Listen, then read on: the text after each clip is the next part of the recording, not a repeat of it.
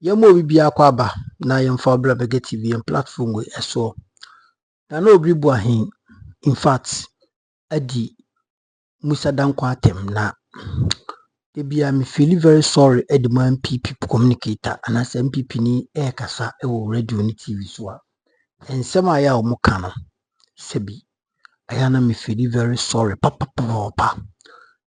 seni se hunti ye na yinim cocoa price issues here by for the past 8 years yanted da se na no Obiri Boahen akasa wo ba bia ade buafu o kire mu cocoa board egu inti cocoa board cocoa akiafo en sorry but na aban fidi so a na NDC baye a cocoa price e call from internationally eno nanso ma affect Ghana nationwide no ene na no Obiri Boahen mini ya konkon wonte ase ne buafu ena odidi in fact cocoa farmers na mo ejitum say ampa price of cocoa are dropping internationally into no say ne Mahama ayewe ya omote ase omunim senye den a esan eye den ekosora omobetum edi amomo na no Obiri Boahen edi sa cocoa farmers na tem okiremu asebe omunim de omoye then again na no Obiri Boahen esen di Musa Danquah tem aden akoye opinion post bi I think the Western region I've come across that way odi Musa Danquah tem and me dwen ho I don't understand and say na bia be o seminar me kan sem de ahye eye owura na no Obiri Boahen oyemranim ni former deputy general secretary of the party mintimi ni tromfanto ne so sa in fact a historian ni pakakaka pa e wo MPP mu yentie na no Obiri Boahen brown eye omuka ne sen owura yentie e wo KFM yakoba beto so KFM 101.7. Nana Obiri Boahen, former deputy general secretary of the New Patriotic Party. Na yene no ntwe komo emrani mu ni. Nana me mwache. Nana, good morning. Yeah, I'm just someone so kakra. Nana, good morning. Good morning. What's your name? Beto nkapa na oso temenka. Beto kakra. Yo, Nana. Nana yanto anka nkosoro anso. Yekwate ya afi kokwa akuafo. Bag bia aban to no. Wamfa bia antum na emom wate so. Titi wasika no 10 million ni akire.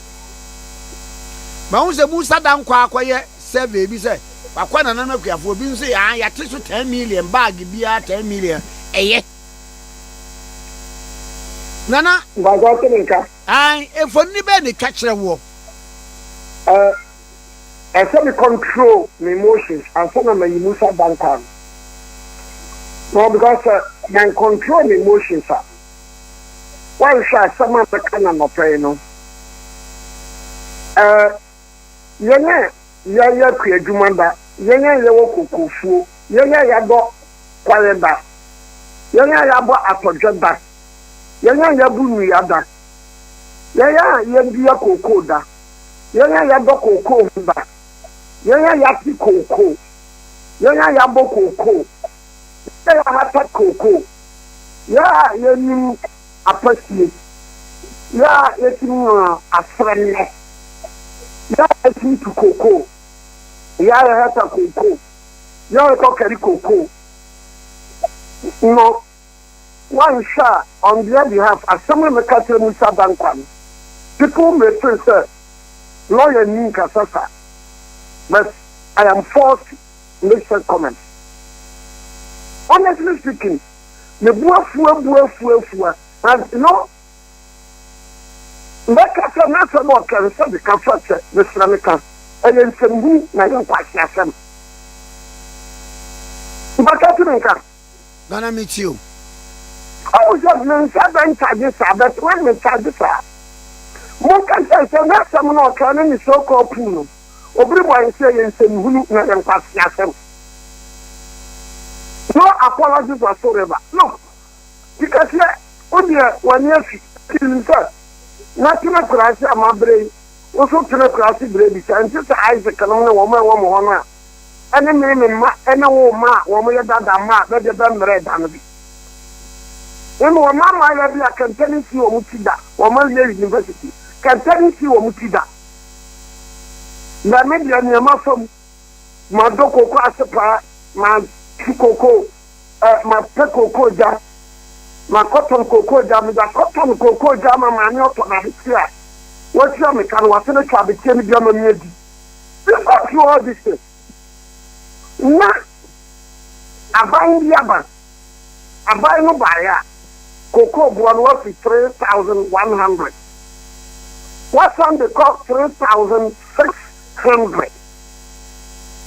Now, I do say, you make a cocoa boa, which is about 2,600 and something. Say, abandon a term call it for a boca. But there's a deal in circulation. You need to wonder there, or some woman no good. Well, Otokonor, Western North. As if there's a village, woman no good. You are saying Western North. Only can say, Lura, Nakama Machra would say, Samosi Abona Kamakonu, or Mama Coco Boka, Moboa, your Musa would be a general Mudina said. That is what the chief said, and not. Look, Musa Danquah, if they are the mercenary police staff or mercenary police station, it's very careful. One man here on the castle, they may be second to be. No, being an agriculture, so we don't go, or we will go for, or we see cocoa, some were Jimmy. Our cocoa products in me. Never see I am making my lawyer, Juma, and share the attention. You are cocoa farmers, or be a lawyer, me, a chairman, or be a lawyer, Juma chairman, or be with a public chairman, or be not to make Ramadan, or be with India chairman. What I said to them is Yamami Kataman in front of herself, Ebia, Nizim Kendia. Those with that, simple judges are only a cocoa farmers. To tie university lecturers, they are cocoa farmers. To tie health workers, they are cocoa farmers. Some billionaires, a big one in Malbo. 1 year to go on a Malbo, bet Musa Danquah earlier. He's a cocoa farmer. For goodness sake. And I play my charging part because never cocoa for an American be. Never be, never be, never be, never be. So, if I cocoa, you may on your book. The pressure should not be created yourself. What the air condition comes, and I said, oh, that group one. Now, so be young Camubia. What I said, cocoa. Tia Baptisono, Cocoa for the Cocoa me to push here. Now, Colombia say, a data, no fire, now, continue a corner, Amanamfa. And it just said, a Cocoa for Jimmy, sir, Obiri Boahen Cafe, the Cocoa of Artists of Otokonor. Please, more young NPP this year. More young NPP this year. You don't need to insult the intelligence of cocoa farmers.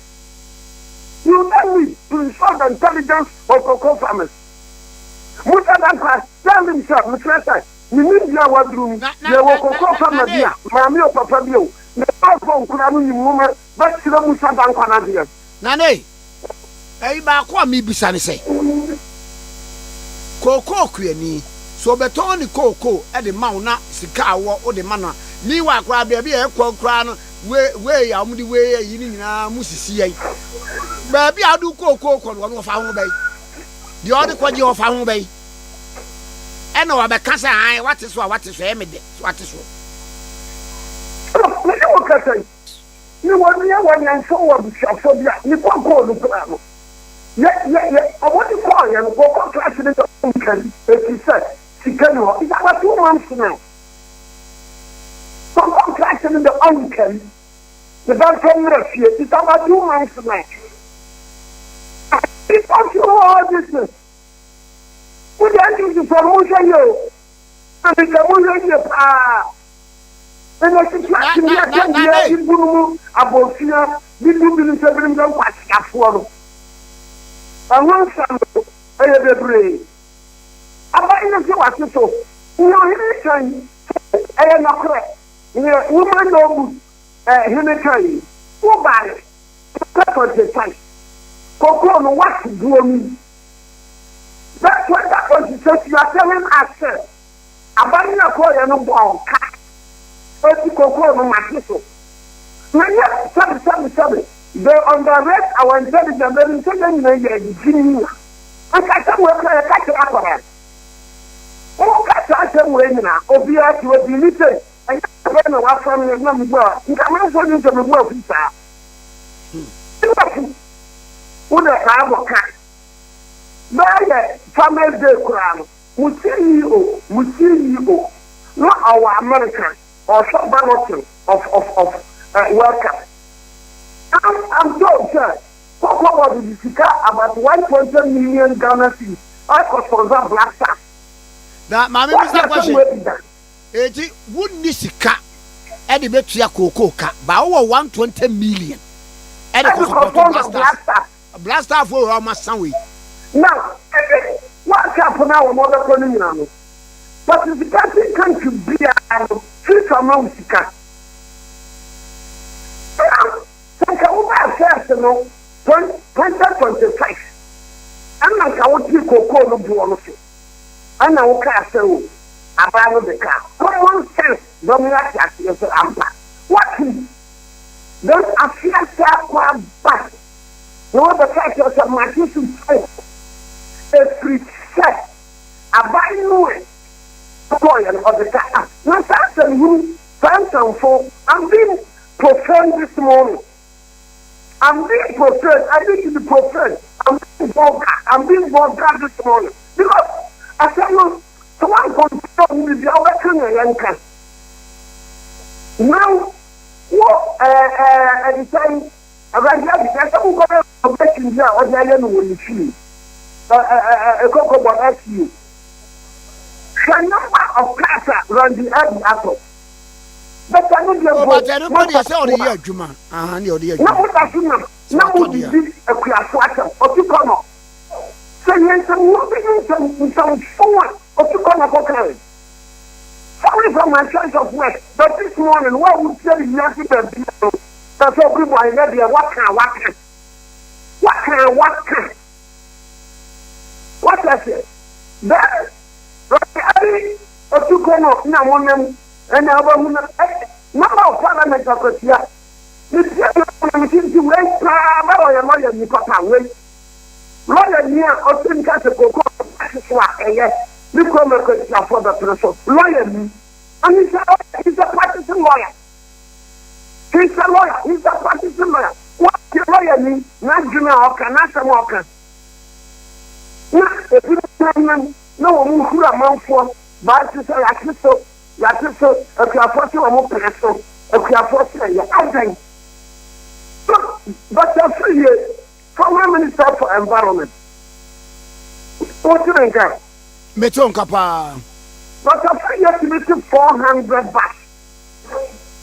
So, that's why he's saying, sir, Dr. Freehe was a PhD holder as far back early 1990.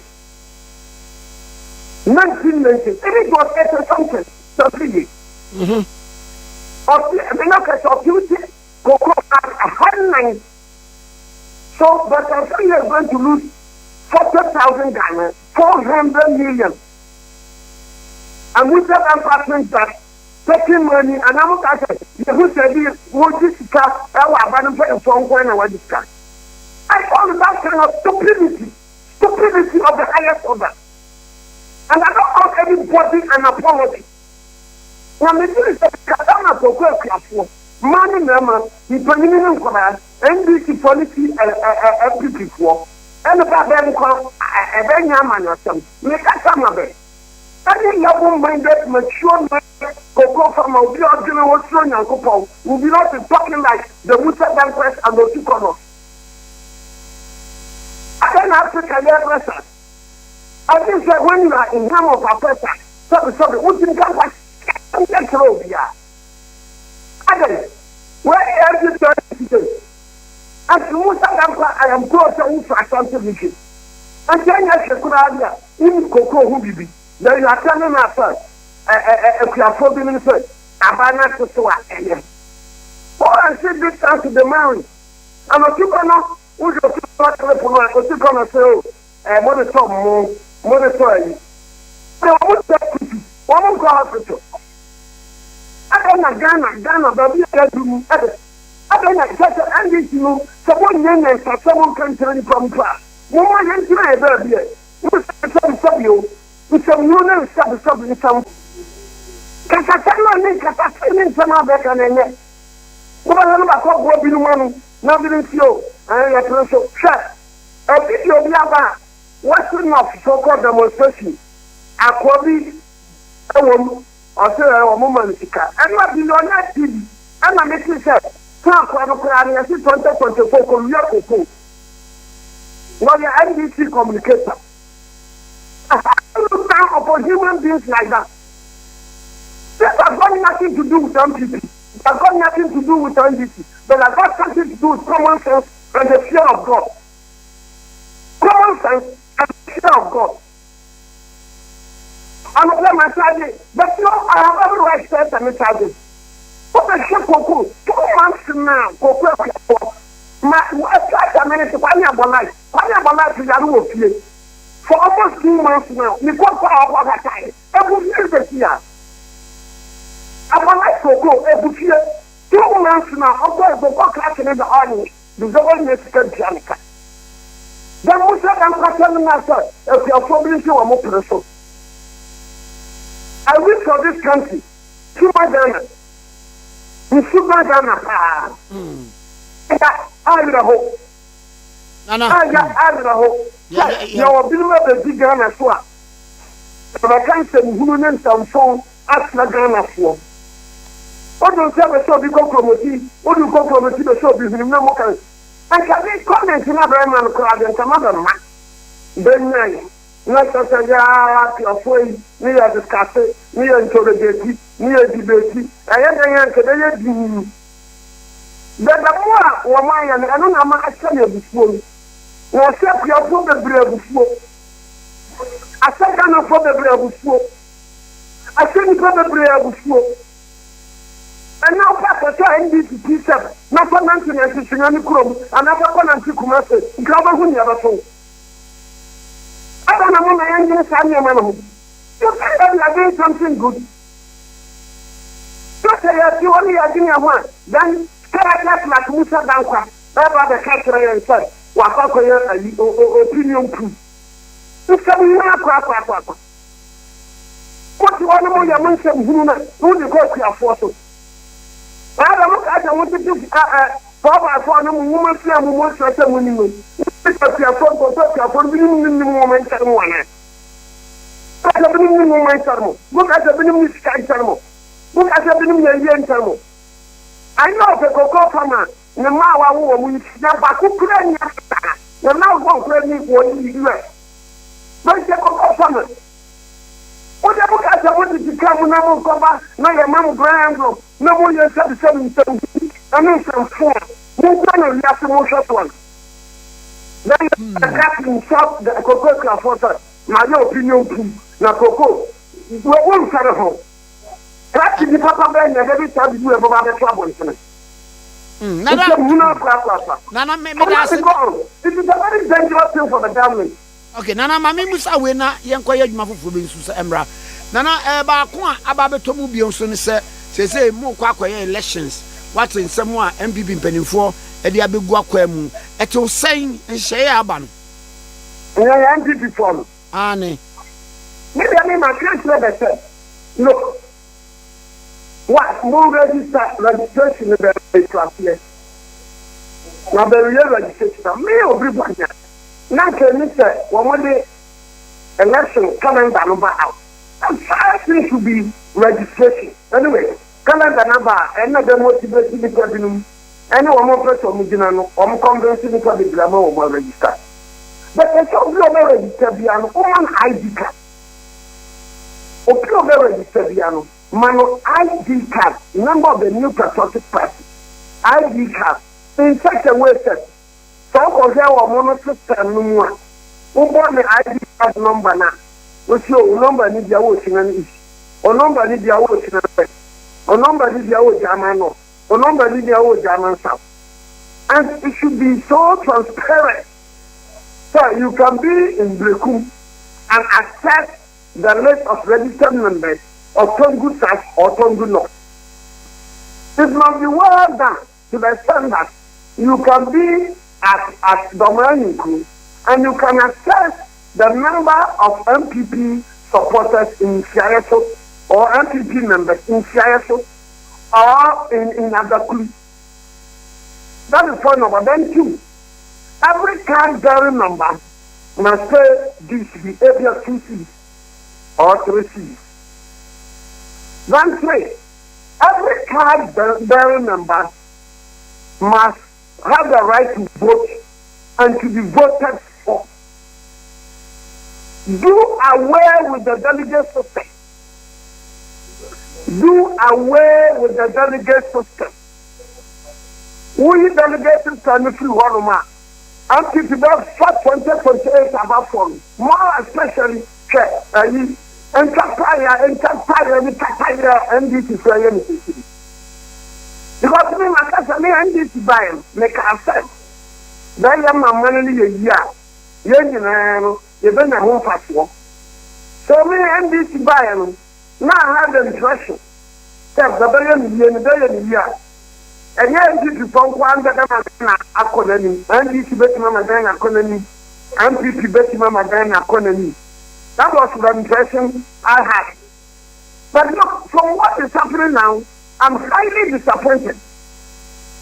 I am highly disappointed. And you know the way. So there are people know to me organizing here. People issue. Say, Otina Crown, say, a teacher and this are buying the cost 6,000 or 7,000. NDC can still use it as a campaign message because why? Like I said, what this year? Or something about best like Coco. You know, so card national number can never card the remember being 12. Now the Korean delegate. I don't know problem. Eventually, the money crash, you know, and monetization of the system, no, and cost. Money crash in the moment, you consume to the brain. No what's here on the core promise or winning. And Tressa send it out in the court general elections or Ben winning. And Tressa, it's a media put your media madam, but the imagine doesn't override that of the National Council and the National Executive. No imagine it. But let me tell this opportunity. But you say no because another no money running mate. Running mate, you know, NPP, no. So flag that anti-Sabah or you running mate now. And subject to the approval of the National Council and the National Executive Committee. And to amount to constituency, and to regional, and to national, won't mean a full complement of the National Executive Committee and the National Council. And therefore, running mate selection, this is all my national. It's not so maybe the NPP for them. Almost from a futuna, because I one registered member, one vote. Tomorrow need to be. For three need to be. A brand need to be. Kumasi, Yabobo, Yasa, what about Hanoi application? This is a registered member. Application never to be. No Tingina, no Guinness in issue to be. No Tingina. Na Jagamasa, none of Jagamasa so to be. No Tingina. Now yet transparent, none of them possible to be. Now yet transparent. No more the whole thing. No clear to imagine. When we understand, not where the guest system, no. My trade. So, Coco Farmers to the Anona, maybe other way. I'm very much upset about some of these comments about Coco Farmers. I just get Coco Farmers in millions. Who bet here at the CMP. Nasa mo beka uti Otokonor uti Randy Abi for no na ko nwajuma ani ya central for press conference wo actually monsieur ambenampa obi ya fi petition so I cannot remove from the I don't remove no fact or Usha ayi video tibino kana osha eriko bokuri samo kan atu force samo kan na sana about it few moments later what kind of politicians are we broken and that mindless characters are saying borderless Africa borderless what we are seeing the people who have been colonized in America South America North America will be colonized in Asia, Obiri Boahen, Spain, once upon a time, colonized Holland, Spain. And so once they say, Dutch for complaining to young boy, once they say, North America, US are complaining, and once they say, Venezuela complaining, and a problem to Nano, or with the colonization, and a buffer, neither the so. But what? That's about the matter, and some leaders in Africa, the Brabano. 99% are reckless and irresponsible. 99%. They don't deserve to be leaders. Nana Mameno was saying. Okay, now, so this is like, Makako Kasa, me voice caution Kasaya. You know, yeah, because, yeah. So why you go now, you don't catch us a warning at Tesla. Sanitano, no one answer to me. So that is an American or no answer. It is only in Africa where these things happen. Only in Africa. I am in that. Coca for Mukamakum and Santana were nothing. And Santana were nothing. Now, Kupana hat actually, about 70 million. And Santana were nothing. Coca for Mukamakum and we are teaching you, we are teaching politics, we are teaching you, we are something new, we are winning you, we are Dagasi, we are one you. A dinner was here, I had Dagasi Kusasi Mampusha, or your co-president. Coca Crum, Jaboso, who got a answer, Bucket Crum, Pasha Coco, from probably Coco for. Let's move in an aggressive from Fonia Coco, I want to phone your Coco, I'm going to for Bob one, take a Coco for a month way. What I say, go to water with him, Coco, over your wall. So, brother, Dr. Clarkson, a doctor, or a medical officer, or brother, Bonsuquata, Bonsuquata, or Boshukuma, what can the clinical? You have been a medical officer for 42 years. I know what I have doctor, what can Coco for? Nana Mameno was and then the one back when the money the population, they look for 10 million. Nagana kati for NPP tap woman yet black NDC tap woman yet black Ghana kati for any number for NPP tap PGS NDC so somebody I don't know electricity I don't know woman yet black and I said what the king of Faso Shekwana our Faso na pasi process ni ko dina hotel rebels na our Burkina Faso no ana no am tutu atu no were imported from USA. But I want to say, and I want to. Maybe our intelligence on the area on the beer. But also what is happening?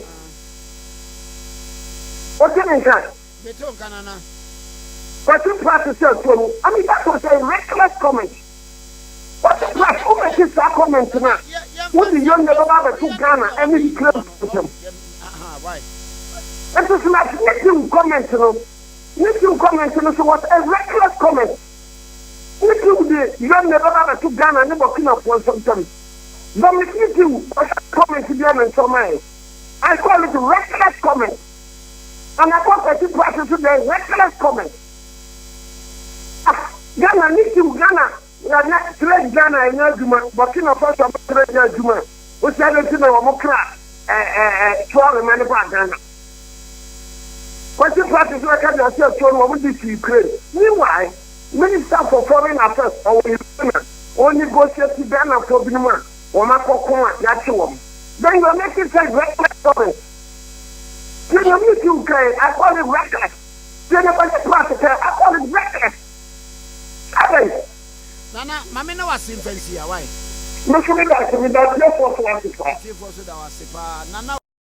Yes, so wankasa wate nsɛm no wasum wankasa wate no wasum and wankasa wahu sɛdeɛ nsɛm no esitie. In fact wankasa wahu sɛdeɛ nsɛm no esitie and wate no bi ɛwɔ wasum wahu sɛdeɛ sɛbia budu sɛbia nyado na no Obiri Boahen ɔyɛ nimguase nipa esi ɛfa na mpo asɛm na aba lawyer ɛkasa esei wankasa wonim sɛ nsɛm a wɔka no yɛmu binu yɛbɛ justify. We are going to judge you. Say lawyer nkasa sa nti ono adi kankan say bi beka say lawyer nkasa sei na moma say namba. Na wonim say lawyer nkasa sei di aden na nana Obiri Boahen okọ kasa sei abusuafo a very very very heartbreaking and very disgusting, embarrassing. So obeti say na Obiri Boahen o kasa within 1 year of NPP NDC. Now within 8 years of NPP na Obiri Boahen yanti so bowa oye kuhu kra obabi about cocoa issues na ne nkrofo John Omokari say Joseph Boahen edunum betena si diska yen tan yanti baby adase na Obiri Boahen kasa na out of a sudden na Obiri Boahen he has turned dumb and deaf. Na enei or say na suma sinye bi and then no ati until he can speak about cocoa issues and cocoa board. Very sad. So my ben na ye chichire ne sa no. O my ben na sebi ye yama ya adwen akoye si debia politics ye party was one ebetimi akasa ye party kwa opposition na ebetimi akasa ye party ni so a ami ye party was one ye bekan enough to no ye no nyu ne emu a ni na enemu emboaye hypocrisy ema o my bo yenkotie Ivan K Innocent enso akire na adwen efa the ongoing issues are ekoso or Ghana, especially Parliament of Ghana approval of 24-hour economy a year bill amana be yembra what I say, and the other issues are a trendy around a revival around our political enclave yenti senibi we CTV Ivan K Innocent CTV oba ya titi ni show no eso na ekoba ye beto ye boase na ya kire wo enema ekoso e wo Ghana yenti nsen bi yakopon ka fa comment tum like share na foforo enye bi hwe hanom eyo number 1 authentic platform o like video mama ya ebe me de papa opa iti misro ye ne sesi ya na yento so thank you yento so ekobe beto so prospect government and so forth. So I think the president really appreciates this. For instance, with this one job, one shift, as more Kenya, yeah, the person has promised 24-hour economy. The 24-hour economy can only be premised on industrialization. Yeah, now so we see factor. Oh yeah, then I offer will be 24-hour shift. yeah, 24-hour shift. So now the authority has been established. They've been given legal backing. So any decision you take, you know, say you have that legal, your friends say framework within which you can act. China will be mekasa wako use my sika and for and as saying until you look forward to Nema or Mobile. The factories in as for that has to be established. These are industries that will far over for Nipano. If it is about shea butter industry, you go in the morning, somebody will come in the afternoon, Obibaba and Ajo. These are areas that Ubetime establish those way, and other areas now are possible to do without establishing factories, has to do with the port. I'm told it's all port where they are running 24-hour shift. Unless that space is created, you cannot do it because so how do you say or being what I say? Oko hospital is an entity that's been running 24 hours. So it is logical to do that. Policing, my country is a police for offer third party services. To employ more police officers to run in the night, there must be market availability. NIPA should be outside to be able to employ more. And yes, sir, you only need a patrol team who will be running around town. So when there is a night economy, that has expanded, then you need extra police number to be able to guard it, just like we do it in the daytime. You understand? So these are myopic minds who are blinded by politics, and they don't even think about the things they say. You understand? So it is not like say wakasa 24-hour economy no ba ya na wasisa nipa gumna 24-hour economy. Because the market must expand beyond the clock. The market needs to expand beyond 24 hours. So expanded beyond 24 hours, that is where banks will begin becoming operational. Because a bank cannot be operating in the night when there is no market. Or be a night what I say.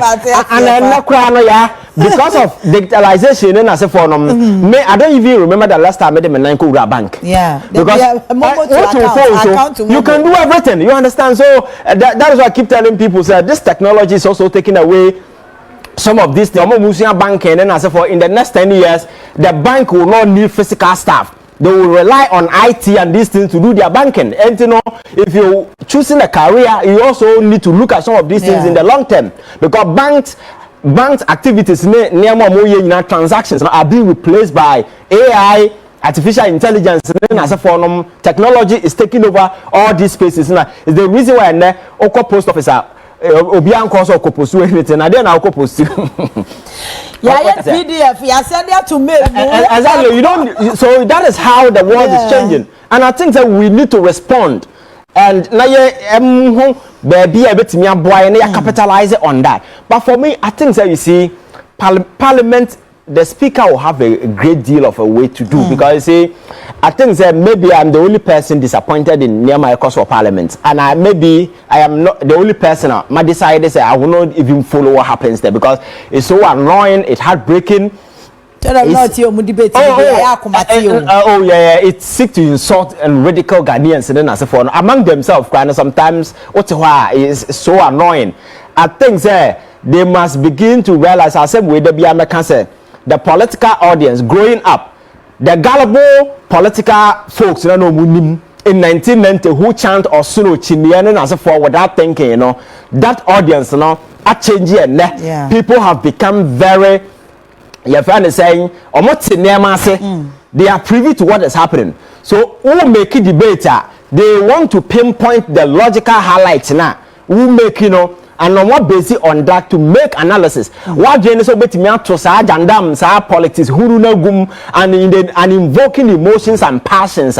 Nobody will follow you. It's the reason why issue banner regard the Parliament. And look at the way Ghana for come once. It shows Ghana for any respect for the house. But when it comes to other entities, you see people treat with a better way. The time of Parliament bass almost chamber. Look at the insult amount for reading on them. The time I'm the bill because siren. Look at the insults people raise on them, because amount for don't see the value in what they do. Apart from that dirty partisan politics, accusing this, accusing that, recrimination this, that, and those kind of trivial politics. They only come together when their interest aligns. It's about money training as a form. So I think they will have a lot to do to convince the people of this country. Indeed, it is an institution that is there, working for the better of the people of this country. Now, not say we go there and extend Parliament into a sort of saying political party offices, extension of political party offices, where people tend to do this dirty trivial politics. People will not take you serious anymore. So I think the government will have to do what it has to do, because you see, if you turn around, I am so happy about the economic turnaround. The mere fact that within 1 year, John Mahama has been able to turn the economy around. The stability is there. All the critical indicators are around the world. They assess the economy, it's really gaining grounds. Yes, pricing and as a form Ghana for because of who we are. So Kwabrane Cotton na no 50 million in Faswa or China for so 60 million. And the pricing so to crack us on tia or say these are things we must look at and find a way. You better make sure say prices are air cost or no, you better driving it down, because if inflation is stable, Nema born and as a form is stable, there shouldn't be any meal we be fast with that to Nema man Nema boy. So that kind of way must be communicated across board. Say by amam o man mu for no benya som faso, because adwin bia ni ho e muda ho e betima be gina ka kire en say 2024 de na Ghana ne na mu emu na ye na ma nei. a lot of things have changed. You understand? And not perfect. Yeah. Yes, because our governance is a process. You don't expect everything to happen in a day. But I think that with the foundation that John Mahama is laying, all that he needs is the support of the people of this country just to ensure, say, kaka, he will get there. On your magician, on your Jesus Christ now, the 5,000 bread, I feed your sister 3 bread wine, I feed in the 5,000. What I say? It takes your friend saying that time, you know, our plan. Kaka would call him and Obaye, he has shown enough. And on our things opposition that transfer or mosha a woman massive.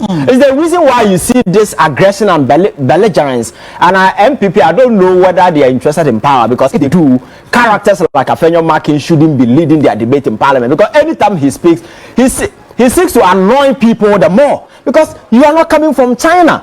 These are people who a few months ago were ruling this country, taking reckless, dangerous decisions. They were so disrespectful, so despicable to the extent that they never listened to anybody. If nothing at all, under this government, the president listens to people. Especially when this lithium deal came up and people were on social media aggressive, the government backed down on that particular decision. You understand? And there are several of such decisions at Koswa. Now, Baba Jama the president issued a statement. Porter, I'm told, say, the customs board. These are decisive decisions the president has shown. In the last administration, we didn't see these things. So the president is human. He is doing his best to ensure, say, things will work best for us. And I think that all the support that he needs, Ghana for need to give it to him until he veers off. And as long as Onyam veer off, and with good heart, what has to be done? No, the only way a Ghana for Buofu president has to do with the slow pace prosecution and investigation. And me, I have intimated that he need to go all out and make sure that the criminal cartel now who took over this country and destroyed this country, if we don't prosecute them, it will become a sin and a scar on the conscience of average Ghanaian. What the politics are saying there, and they will never forget it. It's the reason why anywhere Cocoa Board matter is mentioned, Oko comment and Asia, why have they not been prosecuted? The last time I had a conversation with KSM, and I'm sure he's watching this show, he's a follower of this show. So legend KSM, boss Bakope. Why are there? If you look at your friends where Waba Bedu are still very critical about what is happening, I think that he deserves a lot of commendation. Interview na you make here, Oko comment and Asia, people are asking, why are they working free? Why are they working free? Because former CEO communication who messed the place up at the people who are actively on TV talking. You understand? Because nothing is hunting them. You see, when it comes to governance politics, I don't do no. Actions must have consequences. You acquire them when you never go to General Bompire and Pia Bontina. No, sir, Nyamesam. It is serious business, it is politics, it is governance, and that must be established. And yes, sir, these people, they are good at when you saboteurs, they are expert. And I know one and na kwame nkomania bro independence no mote palace or Britain. Catch him and say, hey, man of independence, my. That is what they are good at. And you know, when they come to young sabotage with they are best. They are very good at it. They are buying more on better. So I think that you need to recognize these things and deal with them. It's the reason why Kwame Nkrumah was so radical. Now, no, say Obiri Nkrumah was a dictator. They don't know what they are saying. At the time, they created a very hostile environment for Kwame Nkrumah. On Jubilee House, and the police in your born hobbying. Your friend Ametewe, or no one can say to Uncle Kwame Nkrumah. And I think some Nkrumah train when they call born the bodyguard no cool. There was a death attempt on Kwame Nkrumah on more than 4 occasions. Yeah, the bomb man crack it. Now one I you and Kaden and Kabaye. What I say? That is why Nkrumah became so radical and very hostile, because the people he was dealing with at the time were criminal saboteurs. And dealing with criminal saboteurs, you need to muzzle up and face them. I just am Komukuno. What I say? Now you need to cry head on what they are. And I think say Ghana Amamuno. No, you go as ruthless as you can, but be pragmatic. It's as simple as that. All right. Kwazofia who comment caught I in kind Oma Mohammed Nelson Goma Lesio Metiana ya Chabeza Mokto na the Livingstone na afe no chiro papa yaw munyina mahumo ewo comment section no ase. All right, may you sure say nyina yenim is it Chasapia also guy now who school way no birth syndrome yeah. Afe na mrehye for ani abre na wose ye mre bia emma obi ko hospital e beka say no bed near the nipa ni chin sa no bed syndrome yeah aye kan kabie woyen so Ghana o yare na unim obi a obeye call akọ hospital bia Fred doctor bi wan hwa wo da ka ma no wawu enti abranti ye de ne call to oko kwalebu oko rich eko police hospital ti say soja ni panyin na ye de ne call rounds at the end of the day owu ye no the same thing hit and run car bi abono ana driver na dwane ye de ne call kwalebu ye say bed ni ho rage ye bed ni ho police hospital ye say bed ni ho ekobi e chomu de na chia me na gu atokem ya ma menchira asembim no birth syndrome has nothing to do with abrante na ye de ne call ye whoever omoye behind this must be prosecuted for pure criminal offense. Because you see, hospital when somebody is in a critical emergency situation, the person in here bed now the person needs survivor. That is the first thing the person needs. Yeah. So car be a friend RTA road traffic accident. Moje tuno or in here bed now what the person needs is a first aider, a leave you instantly before you transport the person. Okay. So whenever somebody, unless the situation is not critical, but when it is life and death, nipan ambulance are found because oh and I had neighbor. Now you had neighbor hospital now kasa yam fan ko before because we need better. You are a criminal that must be prosecuted. So nipan who yeah. Asema making it's different from say obi yare na oye stable na ye ne kokko lebu na say oh bed ni ho nti momfa no ko hospital for we do transfer but somebody in a critical emergency situation you can talk to any doctor you cannot say you need bed until momfa no ko hefa because when you pick the person you send the person to the nearest hospital available and any care and even if a form crown as a ordinary to render care manner you need to because some of the situation don't require a bed because I was at the emergency so I don't know there was a timer NDC for call President Mahama na yere and na yebu on kwanza omkonya accident I don't know so okay 2016 2015 2016 there about yes I was on night duty at the time car no ko hwe mugu o mobile no people were I think say about one or two ewu ya najo no people were bleeding profusely at that point when nipa na bleeding no ya were emergency theater when I would nipa na gu and I would treat you almost say ya omunwu at the time that person in here bed na nipa na mode tunu kukukuru bed no here so on what point will be a car born also here bed so emergency room ni na ya ma nipa wa he na kakra space wo ho no you push the person to the ward and at any place and you attend to the person even 4 o'clock now because nipa no ohiankwa car na we say onko different hospital no obetime wu at any point in time because omo ambulance no they are not doctors there are people who have been given just 6 months training and as for that doctor nim nurse nim no ne dia ne say obetime provide oxygen and certain basic way amount but nipa na car bona ohia care say one care for na you never do kolebu you say fa no call what kind of incrasism is that no I saw said they have been interacted because if you are outside the way no more care be wa dream kesen they say well Ivan or nurse Alaska obi a owu because car na bo nipa no ne life to maybe the person has just about 10 minutes to die. Now what timia driver na na ba be duru ho nurse ho doctor ho nipa no nyese bia owo nkwan you know say an emergency situation the doctor or nurse on duty know say kwana ye ne kono betimi wo kwam so eya muhu na say me na wo kan accident na manfo wu no the only reason a nipa wu aye bleeding no accident na manfo wu ni nyina the major cause aye moja na etu no. So your job is to stop the bleeding first.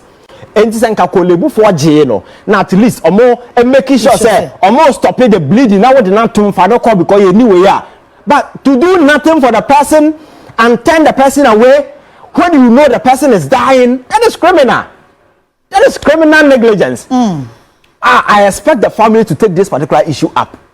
Because you see, yan sha see and yes, I near my way. I'm a man for a GD money and a nurse for I say, nurse for I say, nurse for I say, but you know, a man for a dedicated year, Juma just to save life. And there are few miscreants are more in the name of whatever do some of these things. And Omodia say, Obia come the point and say, you are from your friends at Tema Hospital. Now, so we are there no, Ebia. Yeah, refer to where ya. And no crowd they will call. They will call. And I am making sure say more bed now so you make all the necessary arrangements. And the adena anya call. Na ya town nipa no kwan ho. Ukubi kwa say any ambulance. Ebi obi kwa na betimi town nipa na to the care. Oh yeah, I think so na anya ambulance. So just imagine say obi a oy asthmatic na asthma attack aba na only inhaler. Na wo akofa na okwan na wo na to care na wo ne kokoli na ka just bed ni ha. Nipa no wo nya inhaler na owu. And the person is telling you for a different hospital. I death sentence now. They money per crowd. So I think there some of these things. Remember, say, I was really very angry, and I think that some of the big hospitals also there are criminals. What's enough for a you turn into a criminal. A criminal, sure. Because I would say, say for first state, we be investigation be nipa no be surgery from Nigeria. It means nipa no over 10,000 something dollars here they cut equipment any surgery. Since when it will be surgery on a cotton and nema. And these criminal things cost so I think Honorable Akando will have a lot of weight on his shoulder. You see, a man from and a man from we school now post to become a so now I saw his tall stance. So we a doctor near post to come baby now so won kwa and certificate to beat me akwa there and now private hospital. And I think that is the decision that must be taken. You understand? Because adwuma na wo ye na ya wan kwa ya se ya do kwa akoton kan. Ya kofa se baba sevu nipa. So it doesn't matter baby nipa no wo. You must accept. Even ko hokra na kasa after 1 year wo get transfer, that's fine. But your post say you crazy uncle. Now when na nko na papa na nko na adwuma na akwa so the bed. What I say? So I think that you see we need to be very ruthless in dealing with some of these things. There are a lot of people more to who see where adwuma. Doctors and nurses I ebinum kra nam so a sabi omonye nkwanhia ne nasefo bebre hye amanfo. What I say?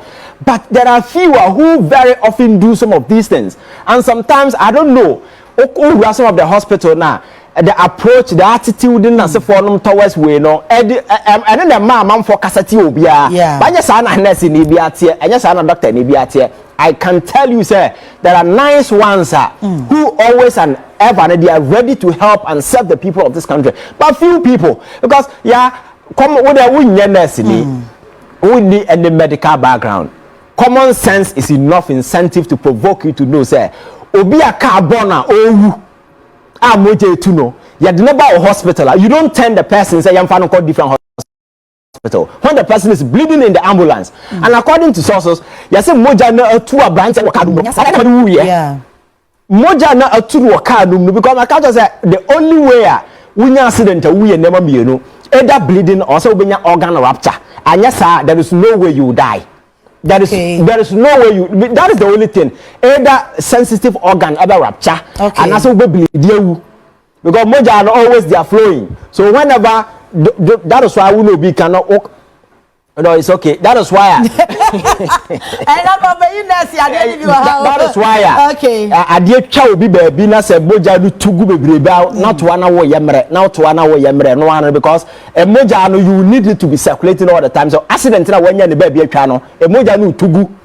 And you can't survive. So the early first aid the person needs is to stop the bleeding. Once you stop the bleeding, the person will regain conscious and be able to go through whatever process. But the partner baby, the ambulance, we say for no baby, or no come, no call papa. I think this thing must be investigated. You see, some of these things must not be treated lightly because a lot of people are go through. And let me also say it is different when Nipano sorry, the condition is stable. And you only critical condition. Now walk hospital, you can't just say, oh, you need bed. So the person is referring you to go to another hospital because you are not dying. Yeah. You can go. So go to another hospital. That is different. But media making it strictly an emergency situation where the person is dying. You don't refer dying man. Yes.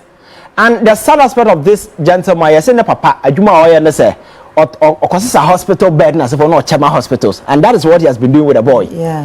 This is a papa or no Ajuma Oya so supply hospital bed na for no more. Wheelchairs na for bed the bed into the bau.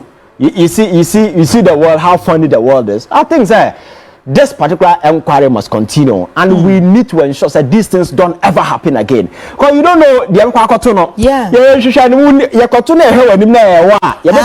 treat you. Must you know me first? Exactly. So I think that this idea way, and again. Men san kanchira ban say you see anything na ye kano san pasia sika na ye koye sa cathedral me catch us yen turn that place into a children hospital, biggest one in West Africa na yemfanye we ya eh this sa cathedral sika we ya dey set up a big emergency center o Accra na dwuma na say emergency sinkwa na attend to so nipa na stabilizer then Kolebu any other and also be easy pressure on Kolebu and other places. Sometimes for all you know over consumer emergency ho no so e ho so ayema. But it doesn't mean to transfer the person. Even if you need to treat the person in the ambulance, you treat the person in the ambulance. What I say. So I think that these are some of the things that we need to let us make sure that we set up one of the biggest emergency center. And you know, emergency be a severe, whatever, you know, say you are driving to that emergency center. Say you was sad needs to be your heart. Ebianka wait and see. Yeah. Kwabrane tina kroma, so for tina kroma, say yamfa isika nkusi cathedral na, yamkofa heavily food na man na emegu a dam. As I said, nipa ma adwene ma ye human say who say you hear emergency facility e wo kroma say. So I think that President Mahama, know what he does is he solve problems. Yeah. Whereby I'm sure he will listen or making sure say sa cathedral site no either children hospital or one of the biggest emergency center I will come here. You need to make sure say once there is an emergency is an emergency. The word is emergency life and death. And yes, emergency is an emergency. Yes,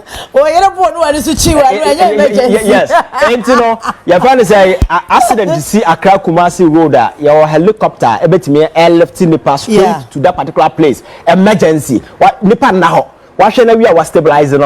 Then you distribute them to hospitals and as a form. See, to me, yes, I think they bet me a boy. Go Obia, car bono. Na and I say we can I you think it's normal. You think it's normal. Na told me no akwa lucky to be in a born nyom. O say omo kan am robbery ofri say your distance way. Na that the man in the long black coat obabo door no. How be able who say confront the create to gina ho no. Then you know say robbery is real. Some of these things I think that we need to be very measured. Okay. Nia yade be wie and who say comments na anu ayeden papa. Me say no kweku Philip or say Ivan, always happy to hear from you. Okay, Ringway Baptist Church. Hey, Udino no anase sorry be page din asemo. Okay, no time say ya Charles Emisa. Na sem ne de na emu ya. Na wani tu ya pa senka we de wo mo gimi ebe ye na wo ma hwa ma nipa na wu no. In fact, I ahomete. Agenda 111 na kwesi sanyi. O say atons you. Ti krom ha na nsabi nkwasi dede ni na so agenda. Ama ya se pickers kro ba fa bi amofom so ya mom ska. Attorney General say charge wo mo ye ntie hwe. So ma tue so ma ye den you we don't know. Dede wa enu nie kwabrane atia gusu to TV say asofo boka soka kase justify why say kofa bo from Israel. Na nkwase be nkra nie. Like me yankofa bo from Israel yamfa meto ho na ase ye yare. Na ye mesi cathedral $97 million ahyiagu. Ene emergency aboma ye de obi ko a onye ba bi na kwabrane ti parliament ekeka nsem afenyo ma kenenko. E ma ka cho say your politics no Sanka ya elevating it to a standard as a nyansa woman. These jokers will not have any distance to be talking the way they are talking. Because they are not coming from China, They are not coming from Cambodia. These are people who ruled this country for 8 good years, messed everything up. Today you want Ghana to turn into America. Joker. All right, the area no reporter Forestry Commission from 2021 to 2024 illegal mining your forest reserve from 5,252.9 hectares to 8,923.8 hectares by December 31st, 2024. We are survey Forestry Commission are conducting. Say Omaya say we Mr. Forest no yetimi anya bidie ya recover bi. But the aka no omu hia say Ghana Armed Forces any NIMOS ebeboa na wo mo etimi recover. I say illegal mining no komo no kwa na aba enra EPA boss MIT as say I think we be required for say $32 million was saying and say na bremu nsuo ne nko a wo matimi atie ni na say galamsey na cause damage pa. Yeah, it's sad. Hey, it's sad because Makacha said the greed, the insatiable greed of people who always want to make money, no, or do everything for money. Yeah, they don't care the consequences. They will always do say sikana omusa bekano. The only way to stop it is to become aggressive. Government will take all the proactive measures. And I think says oh here there be a mechanism galamsey fight, you know, it's not over. Yeah. But over the effort from the government is different from the inaction from the previous government. And that is why I want to accept say the fight is still on and government is doing everything to ensure that we overcome. There are people, even people within NDC government whose name has been mentioned, thrown around and as a forum. And I think the investigations are ongoing. It doesn't matter who. Remember, I don't know. It doesn't matter who. When are a president of a when are a minister, when are once you are involved in a criminal activity, you are a criminal and you must be dealt with. As simple as that. But yeah, you see, you draw back and you ask yourself, say, why must we even be talking about forest reserve in the first place? Ese mrama ne nkrofo ko gum se omunko tunsan no o mampanyini de mrata akire ma parliament ya motiwe sanje to mu se kwabrane can go to the forest reserve. The thing is forest reserve e twitwa ma party mpanifo no mu che wuram etu galamsey ya so ko ba bia fra na presidency forest Urafi, Abonya na beka also call West Region baby. There was a forest called the Presidency Forest. Executive netu. Wunni executive. I want to be. That is how far your day on my way baby do here. And I think that I like what Nanmos has been doing. The minister has been up and doing everything. You see, and your fighter you can win in a day. It will take collaborative effort, a long time. Apart from some fight, you know, you also need to devise measures. Ubetim diabo ho ban asoseni. And yes, ufri wa obi ba then it turns around. And one side Ghana for ni wo because Ghana for abeti ase say ade ba ko a kunkum nipa ese amamfo yamu neema ne na se for no menne.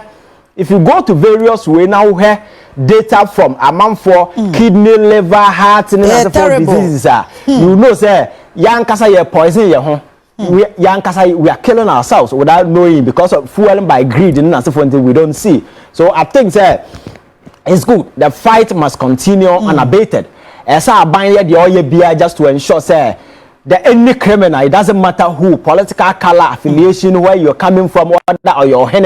In some way, and your politicians in Kwao, I am for being society or can be. Yeah. Also can be in a way in a coso.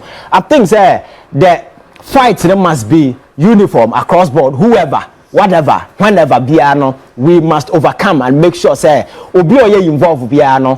You be making sure say the past has been spoken about a lot. We are looking at the forward then just to ensure say you be clear amount for forest reserve no asedan kanya me say ne kwabra ne ntimi mbostu of some forest reserve A2 mining. Yeah, sure, that one. Abano has taken drastic measures and making sure say we withdraw obia from the forest reserve making sure that the yase no you will find a way to reclaim. But you see, I think that we can still have traces. Wound to me is not facing prosecution, but not just wound to me or yes, animal. Just Visio and co. Several other prominent people in the previous administration whose names were mentioned. Professor from Pom Watson's report is still available. We need to make sure that these criminals are prosecuted. Sebaya. yebetime hu say fight na ye fight no enye ya no keke na the fight but it's backed by action and this kind of decisiveness on the part of government to ensure say you render no a high risk venture ukoma the consequences are there for you too. So I think that so far so good. The fight hasn't been won yet, but I think that if you look at the energy, the eagerness and the aggression on the part of government to ensure that they confront this evil in the face, you know, I think that will give a government pass and pat it at the back. Now I encourage you, say they need to do more to ensure that we overcome this once and for all. I am not that person. Obi ya the papa. Maybe tenase have a train form. No.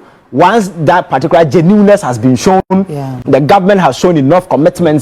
This is what I'm doing. You know, I think that we need to support it. By people gave him support everything until they decided to go haywire. But John Mahama has not demonstrated that he's not working with the people. He has shown that he's working for the people. It is the people's interest and all the year Juma. And as long as he continues remaining this particular parameters, you know, that I employ Ghanaians to support him to achieve everything that he want to achieve for Yenina's sake, because his plans now will come to benefit us Ghanaians. Then as for them, maybe you know, but I think the military high command and the president and the Ministry of Finance, they are very, very important. And say social media, me share me number for no more soldier for. I said one of the bomb so has to do with this gratuity. CI 129. Kufuado echo sign Jetumu as a subsidiary legislation CI 129.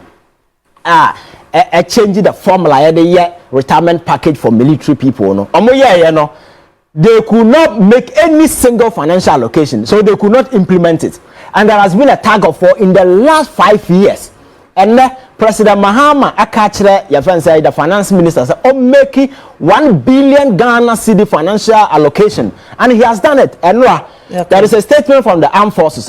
Your friends say Ghana, your friends say armed forces are above say clearly no. The president and the ministry has given green light. So the Nibia all retire 2020, 2021, 2022, 2023 up to now. Biano new formula now. You say mo retirement package. You know, a buying on it. Your friends say CDS and then paying for a carboma. Or more yes, I did no. Another ben, another date saying. Another 26. Another 26. Or 27th. And the payment obia we so jeni our retire bia or china the money is going to be paid in tranches. The first tranche you know hit the account or china 25th, which is 27 Friday. So I think governance must provide results, and I'm happy that today this in some way I can people on social media insulting or more, but they forget to say it was implemented 5 years ago. Aban could not make a single allocation for President Mahama within 1 year to be able to find money to pay this way. No, I think that he deserves a lot of commendation. These are things that must be highlighted. And CDS also have played quite a crucial role, because on way up and down we are working on it. We are working, and today the results is here, because these people deserve that particular money. I am not saying they don't deserve, they deserve. That is why a government not making this particular monetary allocation to them. And I think we also need to support men in the uniform, because President Mahama quite recently sought for a construction of about 10,000 housing units for military personnel. For 2,000 because the last time I catch up, I call Bema camp. Me really hoye. Come na me nyam ko hoda. Let me feel say a place built with glasses in as well. That one no. I think it's a young soldier what devote to say oko serve aban ordinary life, because Ghana the young ko won tian because oko soldier life and death matter. And you know, I think that they deserve proper accommodation. Okay, sleeping in groups, the student bed. No. I think we need to make sure that the housing deficit, and I'm told it's around 14,000, but I'm sure it's more than 14,000 because quite more pay more. So I think that they need to turn that particular place up. I think that there are a lot of contracts that has been awarded just to ensure that they reshape the place, and under the leadership of your friends at the current CDS, and I think that he's committed to some of these things, and he's doing a lot to transform the place. So let us support them and do what we need to do, because security is very, very important. But I think that the most important part is taking care of the men in uniform, because Nipan want to take care of him first, or need to provide security. Let us say it's very, very important. All right, Mamina Ivan ase papa. So that's right. Inti Ivan, that's it. Akwadanyansa for say ena akwada kasa say na panyi kasa. What you say? Inti uti nsema Ivan kan na edamu clear edamu trodo no political, I mean, ebia, I don't know. I vote in our own dreams or NPP and NDC. I just say, a dear NPP for you know, obo mochi, a dear NDC for so be obo mochi. So it's obvious. It's obvious that Ivan A saying na winning the oye papa. It's ye better na se. Na Obiri Boahen di ni hwi e de ka kire papa no. Atem na odi didi Musa Danquah ne ono ne ntem asem. Ba me mepese meka kire na Obiri Boahen eni se. Men untimi mfa Ghana koko akuafo adwin di agoro. Wona na Obiri Boahen. You can never downplay the minds of cocoa farmers. Send se hunti 8 years of your government.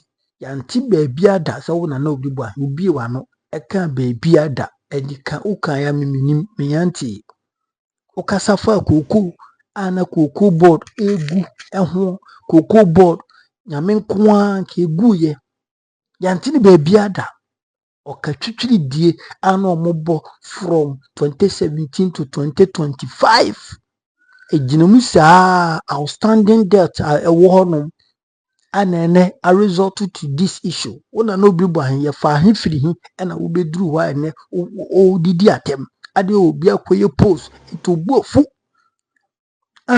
ye bisa say ye den kan firi honum na etu be mem ya na Obiri Boahen bisa wo kan firi sebi ofiri bokan say ofiri Afghanistan ene be mem ku board honum ana ade na mom yempesi be face reality ade na mom be say be kan kware ade na mom yempesi be jai politics ye be jai tribal issue sentiment any sa niema no favoritism no ne kan kware yempesi the reality no.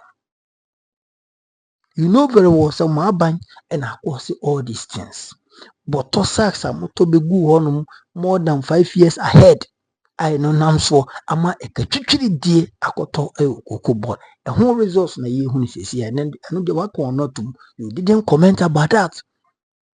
You didn't comment about that. Musa Danquah post no ye no e na wano edi akire yeti kroma na Musa Danquah ye post the man NPP for Dr. Bawumia so be wini yante da so ko gina baby di papa na tem enne wa be gina wonom ade ya wakwe post the man NDC ayifo we kra nya NDC cocoa farmers omo share omo thoughts on the price reduction no e na wo bu ofu ho wo ha ne sen na Obiri ha ne sen papa me bu papa aye ja sa niam na emboa wa bi o age aduru any baby said wa bobra aduru ne said ye wa ye politics aduru. You shouldn't be saying all these things in the public domain. About you are reducing the respect people give to you. You are reducing the respect people have for you.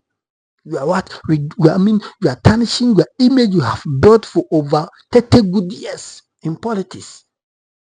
Men yes, sir. Yemubinu ye pewasem. Yemubinu ye tiwuni ane yede. But if you begin to sound like gullible, if you begin to sound like somebody who doesn't know anything and wants to come out with something, then we disappoint. We get disappointed. It is an Obiri, the Dubisia, the Snow, Sunny Man, Jai, Emboa, a Magana Koneni. Chawaju, Miniso, and Simbi Brika, Chawaju, comment session. Macron, bye bye.